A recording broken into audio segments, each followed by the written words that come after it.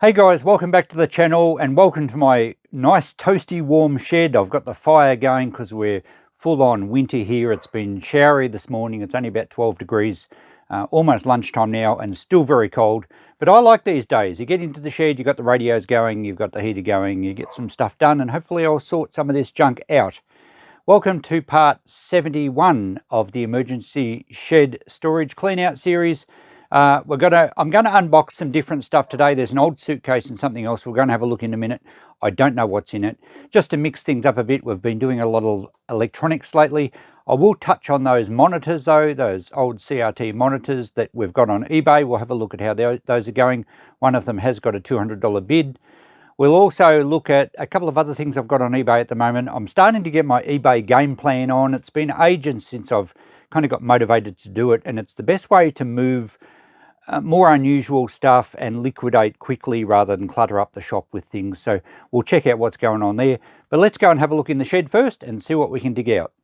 Okay, we're making a fair bit of space. As I said in the last episode, when things work and you can clean them up and just pass them on or eBay them, it does make a lot of space pretty quickly. Now, I thought I would tackle those few boxes at the back. I can see in the top one it's just got old aluminium saucepan lids, so I'll work out what to do with those.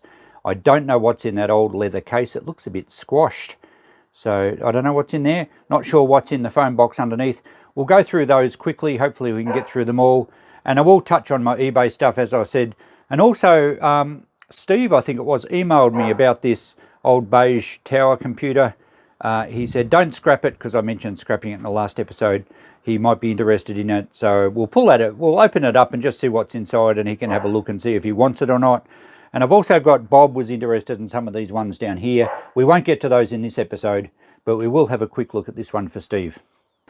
All right, so yes, we do have aluminium lids. They're billy lids, they're saucepans and pot lids, quite old ones. Most of them have Bakelite knobs. They will certainly go to the shop. I did unpack some boxes of lids a while back, and my plan basically is, yes, I'll hang on to them in that sometimes I have a large boiler that needs a lid, but I'm going to hang on to them in the shop with a price, probably $5 per pick. And at least that way, if I get my $5 for one and it goes, great, I've sold it, I don't care. $5 is good value, much better than scrap. They're quite light, but they are the older style. And believe it or not, some of the other saucepan lids, I've actually sold a reasonable amount of them at $5 each. Go figure. Anyway, we'll give them a bit of a wipe down, make sure there's no spiders in it, and they can go to the shop. We'll add them up later, see how many's in there. Here's this long case. It's very skinny. I'm not sure what's in it. I haven't opened it yet. It's not super light, but it's not heavy, so there's definitely something in it. That will be interesting. We'll do that together in a second. And this foam box is Briggs & Stratton lawnmower engine parts. Now, I've done well with parts on eBay before, but this is a much older engine, so most of it might be scrap. We'll check that out in a minute. I know I'm being ambitious bringing 3 boxes in, but we want to get a lot done. We want to make some room in that shed. All right, let's check these lids out. Most of you would probably just put them straight in the aluminium, and the trick, most of these knobs are riveted, so one hit with a hammer, you've got some clean aluminium, but they're so light that this whole tub would be lucky to be $1. So they're really not worth much for scrap. That one you don't even need to hit. So yeah, that's got a little bit more weight. So it might be a couple of dollars. But these go on a large bread canisters, probably 1950s or so. That one might be more 60s. That goes on a big boiler.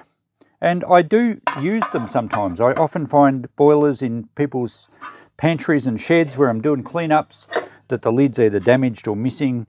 And they don't need to fit super accurately. That one's obviously been out in the weather for a while. But as long as they fit and they're about the right era, it does make a big difference to the price of something. So, you know, a bread canister this large without a lid isn't going to get much at all. With a lid, I could probably get $20 for it if the canister's in good order. So, original Art Deco Bakelite knob. That's in pretty good condition.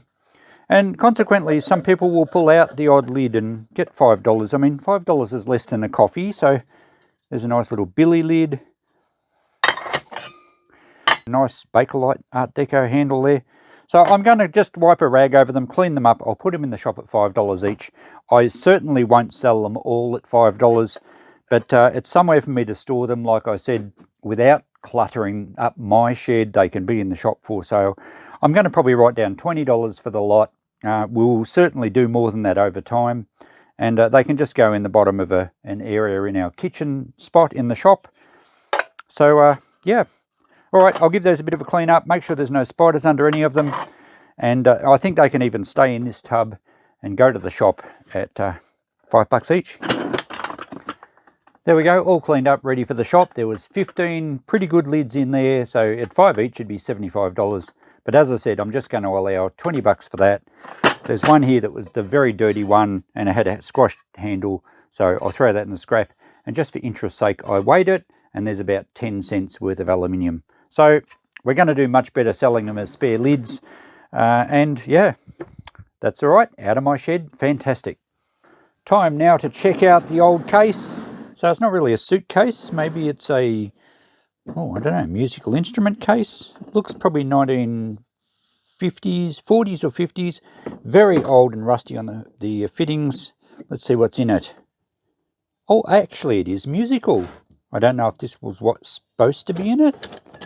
Something strapped to the lid, but this looks like the foot pedal for a drum kit. Am I right? I don't know, I'm not a musician at all. But that would be my guess. Some sort of little tripod setup. Oh yeah, there we go. It opens out. Something spring-loaded. Maybe this top bit's for a cymbal. And we'll try and stay in shot if I can. So what's going on here? Does that go on that? Yeah, I think it does. How does? Oh, we've got a thumb screw here to lock it. There we go. I probably look very awkward. I've never set up one of these before. There we go. And yeah, that operates this. So I think it's for well, drum kit, percussion of some sort. Cymbals, not sure. You guys are no doubt tell me, but the big question is it worth anything? I think it's better than scrap metal. It's been chromed, it's a little rusty, it's got little rubber feet, which don't appear to be in too bad a condition. I don't know how old it is. The leather strap here looks in reasonable condition, so maybe it's never had much use. But I would suppose it's saleable. I think it's certainly worth more than scrap. Given that as scrap, it's likely to just be steel, yeah. So it's not like it's nickel-plated brass, it's all steel. So I think we'll try and work out a price. I'm guessing I might only put $10 on it, given that it's a bit rough and a bit rusty. And I'm sure you can buy new musical stands fairly cheap these days. This is another tripod. It doesn't have the foot pedal. I don't think I have a use for these for anything for here. And that's just a basic hollow pipe with a locking screw. Has it got a brand on it? No, no brands. So maybe we'll leave the whole lot in the case. What are these other parts? Oh, that could be a microphone. Maybe there's a microphone stand, this one. I'd say it might be. A little elbow at the top. That probably goes up in there. And there's another tripod with wooden little rubber feet. And again, that's just the tripod. There's no foot pedal on that one. Let's see if this fits in there. It does. So I guess these could be both microphone stands and the other one's for cymbals or something. Oh, we have drumsticks. Okay. The only thing I know about drumsticks is that you unwrap them and they're delicious. Obviously a different sort of drumsticks. These ones look okay. Wonder if I can twiddle it. Oh yeah, look at that. And I'm doing that whilst watching the camera. How's that coordinated? Oh, there we go. Had to fail sooner or later. So the drumsticks would have to be worth $5 or $10. They don't look damaged. They look a bit worn on the ends. Maybe just $5. The stands, well, we might just put $5 on these two microphone stands, and we'll put $10 on the one with the pedal. So what's that? $25 all up. Probably super cheap. I don't know. I think it's better trying to get that than just throwing them in the scrap. It's only going to be worth a matter of cents for scrap metal. Nothing else in the case except some sort of, oh, it looks like a large rubber band cut from a motorbike tube. So, all right, well, that's only rubbish. And the case itself, it's very poor condition. It's obviously been squashed. All the hardware's very rusty. The handle's no good. But I think I'll take it to the shop and I'll just put it in the free pile, because rather than throwing it out, you know, someone will take it. And how cute would that look in your little cottage garden, opened up with some little flowers, annuals in there. A case full of flowers would look magnificent in the garden, just on maybe on the veranda or something. I'm sure someone will come up with something very artistic for it like that. I don't think it's worth fixing up. Even in good condition, it's only going to be, you know, $20, $30 tops. So, and look, eventually it's going to rot away if you put dirt and flowers and water on it, but at least it'll get a bit more of a life. Although I don't think it's not leather. It's some sort of pressed board. I'm not sure what they made these things out of. Some sort of fibre board. It might actually last quite a few years before it rots away. So I'll just give it away for free. Won't try and get anything for it, but I'm sure someone will love it and get a little bit artistic with it. So there we go. A mystery case of musical tripods. Now let's deal with these engine parts. We'll see what we've got in here. Looks like we have two different size engines. There's the head off a small, probably a 3 horsepower Briggs. It's a bit oily in here. It's been dismantled. I don't remember if I did this. Maybe I pulled an engine apart. I honestly don't remember. That's the carby off the smaller one. Fairly modern one. But the rubber primer bulb's gone rock hard. I don't think it's worth trying to sell as a second-hand part. It's clearly very oily. It's obviously done a fair bit of work. And the other way to tell if an engine's done a lot of work, well, have a look at the carbon in that carbon build-up. It was probably burning a lot of oil, which tells me the rings were probably shot. A lot of carbon. It's amazing it was even running with that much carbon in there. So I'm sure the engine parts are well worn and really of not much use to anyone. Look at the air filter. Some people just don't know how to maintain their lawnmowers. And that's all been squashed in. So that's all going to be scrap metal. There won't be much value. That has got a cast aluminium top on it, but the bottom will be a pressed steel, I think. Yes, definitely. Cast aluminium top. The carby itself is actually plastic.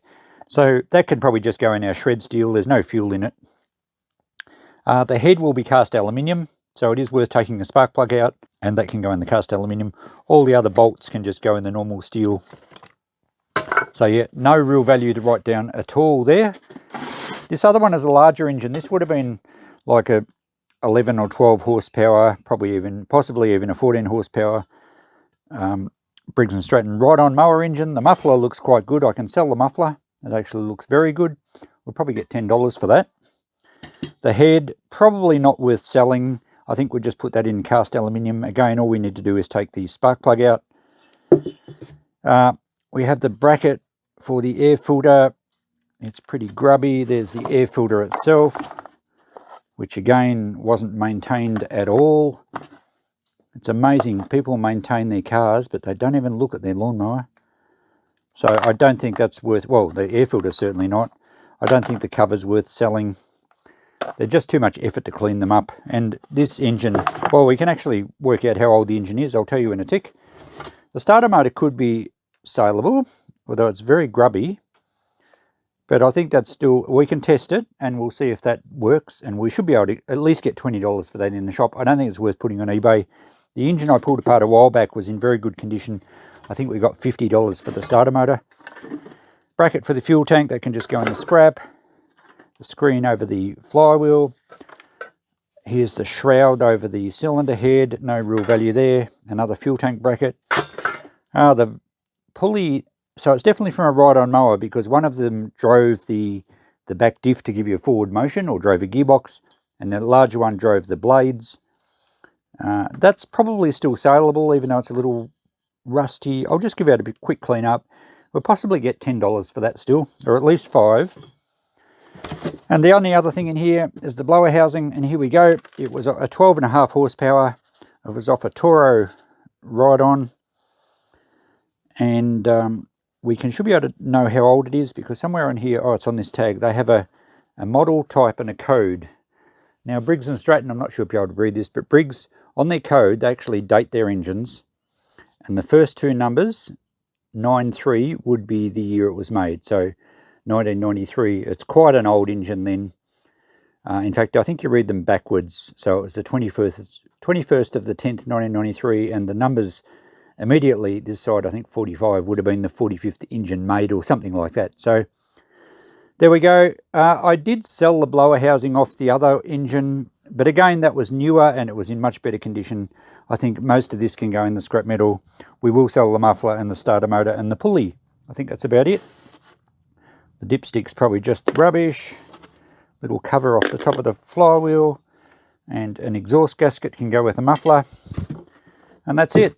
All right, so I'll sort out the scrap metal. We won't write down any values for the scrap metal out of this video, but I'll clean up the other bits and we will test the starter motor.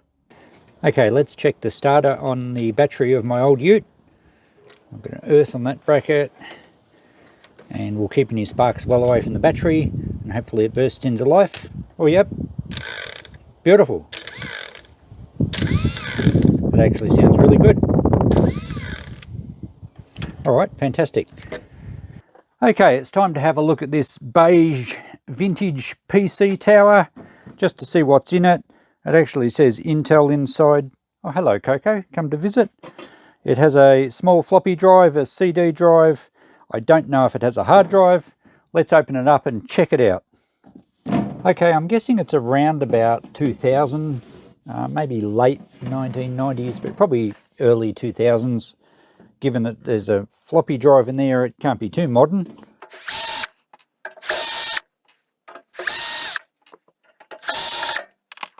Let's get the cover off and see what's in here. It might have a date on the motherboard anyway.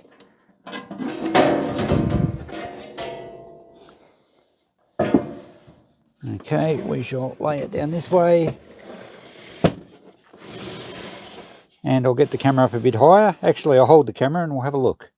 Okay, it's fairly full in there, and that's an interesting looking card. I might check that out, because some of the vintage cards can actually bring pretty good money. The other two look fairly standard.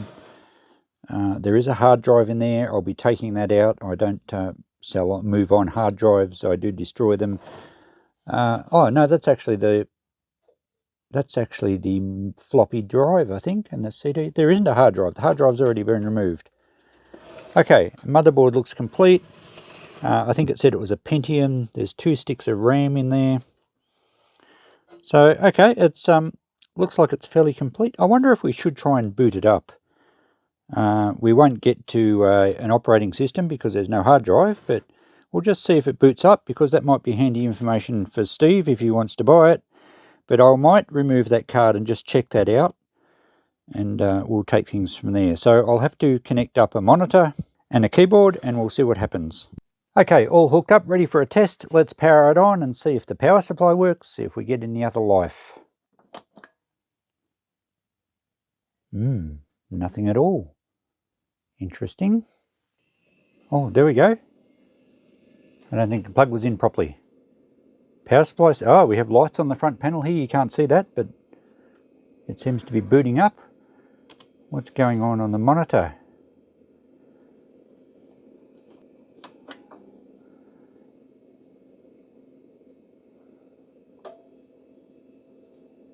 Nothing happening on the monitor. Okay, I don't know what's going on there.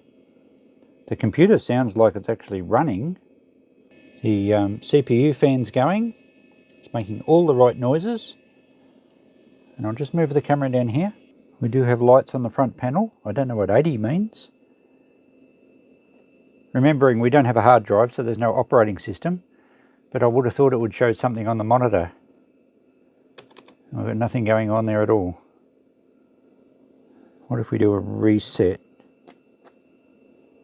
There was a flash on the CD drive. Made a beep. Alright, well, that's enough for me. It just checked the floppy drive, but for some reason we don't have any life on the monitor. Alright, there appears to be no signal going out to the monitor. I'm not sure what's going on. I think I've got it plugged in the right spot. It's the only plug that the monitor will plug into. And that is into the larger card, but it doesn't actually go into these ones. Anyway, I'm not sure if there's a problem. I don't think I know the monitor works because I've had it going recently. So maybe there's a problem with that card. Maybe there's a bad connection. Maybe I need an adapter to plug it into another outlet. I'm not sure. I'm not up with these ones. But the good news is the motherboard seems to be operating, and the power supply certainly works. So look, it's probably mostly okay. Okay, I just pulled this card out, and it's a Diamond Multimedia card, Stealth 3D 2000. It's actually dated 1996 on the card, and that's where I was plugging the monitor in. So I'm not sure. Maybe it's not supposed to plug into here. I think it would, because this is basically an enhanced video card. I checked online, and they sell. There's quite a lot sold for between 50 and 100, mostly overseas, but there was one or two in Australia. But they were working, and I can't guarantee that this is working because I don't really know much about vintage computers. It looks to be in reasonable condition, so there's a chance that I've just done something wrong. Anyway, I'll leave it in this computer as a bonus, I guess. Steve, if you're interested, I won't be scrapping it then. I don't know what price we'll put on it. Maybe $40, and then you got postage on top. I think I could probably get $40 for it in the shop with the top off and this card in here, given that some of these cards sell for up to near 100. We know the power supply works. It's got the floppy drive and the disk drive. So I think we'll try $40 plus postage. Steve's got first option. If anyone else is interested, shoot me a message. Otherwise, I might put it in the shop. And just for a comparison, scrap value, well, if I was to throw that in the scrap, you don't get a lot for them. I mean, there's a price for slot cards and motherboards. It's a fairly large motherboard. There's also 2 RAM stick. I didn't see what size they were. I didn't bother pulling them out. A couple of other cards there. It may be $10 to $15 worth of scrap total, maybe 10. But I think I would be better off, even if I did scrap it, I would be better off selling the card separately. The floppy drive would sell. The power supply we know works. So anyway, if I can get 40 as it is, save me any time, and I'm happy to package it up and post, keep in mind though that it will be expensive to post. So there we go. That'll do for this one. We'll write down $40 for now and see how we go. I'll put this back together now though, and we'll get the notepad out. Okay, it's notebook time and time to go through what we've got out of this episode and our total. Let's go straight to that. $135 return out of this stuff. Hopefully, I think that's fairly achievable. The aluminium lids, I said, I'm pretty sure we'll get more than $20 for those over time. $25 for those tripods and the drumsticks. Briggs & Stratton parts, I went 10 on the muffler. The starter motor I cleaned up very well, and it did run nicely, so I'm going to put 30 on that. You can buy them new on eBay for around $60, but they're Chinese aftermarket jobs. This is a genuine Briggs & Stratton starter. They used to be well over $100. They're probably $150 or something to buy a genuine part. I think we'll have no troubles getting 30 for that, and it suits most of the common ride-on mowers. I've got $10 on the pulley, and yeah, we'll get that. The muffler as well is in good condition. We'll get that pretty easily, I would think. Just for interest's sake, I weighed up the cast aluminium from the 2 heads, and it was about 1.5 kilos, which is almost $3 in scrap aluminium there. The computer, well, we've just been through that. It's quite yellow on the front, but the case is undamaged. It's just rather scruffy. I think it is missing one of its feet. But otherwise, it's complete, and as you saw, it's full of goodies if you're into vintage computers. So we'll put 40 on that. If Steve doesn't want it, that's what I'll put on it in the shop. So $135, not a bad return, and the best thing is we moved a lot of volume in this episode, so I'm pretty happy with that. Now, I was going to touch base with our eBay sales. I've got quite a number of things on there. We will check that out in the next episode, and we will have some results from the monitors. As I said, one of them's got a $200 bid. The other ones have a fair few watches, and I've got a couple of other things going on that you'll probably be interested in that I've got out of the e-waste. I'm trying to get my eBay mojo going, as I mentioned earlier, and I've got some combo VHS DVD players here, which will go quite well. I might do a video on those, and we'll follow the eBay sale and see how we go. Thanks for watching, guys. Another episode finished. We'll get on to some more soon. We'll see you in the next one. Bye for now.